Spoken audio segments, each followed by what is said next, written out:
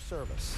All right, Peter. Well, Red Sox ownership admitted that this has been a challenging offseason, to say the least. They're aware that it affected fans, but they wanted to make it clear, and they've said this, that this was not a move to exclusively dump salary. It was a move to make the team competitive not only in 2020, but for years to come. What were your takeaways from those comments? Well, they kept talking about they liked the value that they received in return for Mookie Betts, that it was better than what would have been a draft pick had he stayed and then gone to free agency.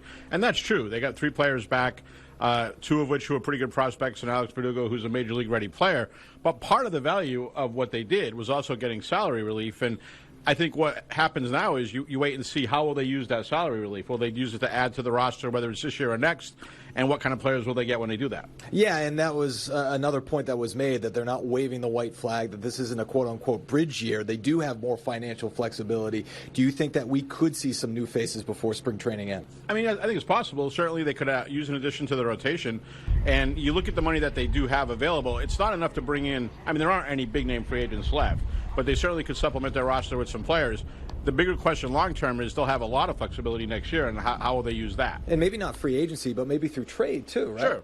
Yeah, there's a lot of, there could be a team out there where they could take advantage of another team trying to get rid of an expensive player because he's become too expensive for them, and the Red Sox could make a move to get that player. So there's a lot of things that could happen.